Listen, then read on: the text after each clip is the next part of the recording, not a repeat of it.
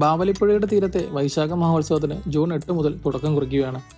ബാവലിപ്പുഴയുടെ തീരത്തെ 2 ക്ഷേത്രങ്ങൾ. ഒന്ന് വർഷത്തിൽ 11 മാസക്കാലം ഭക്തർക്ക് പ്രവേശിക്കാവുന്ന ഇക്കരെ കൊട്ടിയൂർ. മറ്റൊന്ന് പുഴയ്ക്കക്കരെ വൈശാഖ മഹോത്സവ സമയത്ത് മാത്രം പ്രവേശനമുള്ള അക്കരെ കൊട്ടിയൂർ.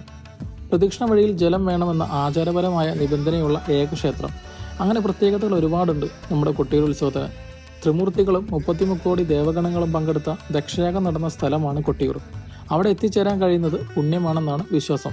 ഈ വർഷത്തെ ഉത്സവം ജൂൺ 8 മുതൽ ജൂലൈ 4 വരെയാണ് നടക്കുന്നത്. 8-ന് അർദ്ധരാത്രിയോടെയാണ് ഉത്സവത്തിലെ ആദ്യത്തെ പ്രധാന ചടങ്ങായ നെയ്യാട്ടം നടക്കുന്നത്. അന്ന് സന്ധ്യയോടെ വയനാട്ടിലെ മുതിരേരിക്കാവിൽ നിന്നും പരാശക്തിയുടെ വാൾ എഴുന്നള്ളിച്ച് കൊട്ടിയൂർ ക്ഷേത്രത്തിൽ എത്തിച്ചേരും. ജൂൺ 10 മുതൽ ജൂൺ 30 ഉച്ച വരെയാണ് സ്ത്രീകൾക്ക് അക്കരെ കൊട്ടിയൂർ ക്ഷേത്രത്തിൽ പ്രവേശിക്കാൻ കഴിയുന്നത്. ഈ താമസ സൗകര്യത്തിനാണെങ്കിൽ കൈലാസം, ഗംഗ, മഹാദേവ എന്നീ വിശ്രമ കേന്ദ്രങ്ങൾ ബുക്ക് ചെയ്യാവുന്നതാണ്. നമ്പർ കൊടുത്തിട്ടുണ്ട്. തെക്ക് ഭാഗത്തു നിന്ന് പോകുന്നവർക്ക് തലശ്ശേരി റെയിൽവേ സ്റ്റേഷനാണ് ഏറ്റവും ഉചിതം. അവിടെ ഇറങ്ങിയാൽ ക്ഷേത്രത്തിലേക്ക് നേരിട്ട് ബസ് കിട്ടുന്നതാണ്.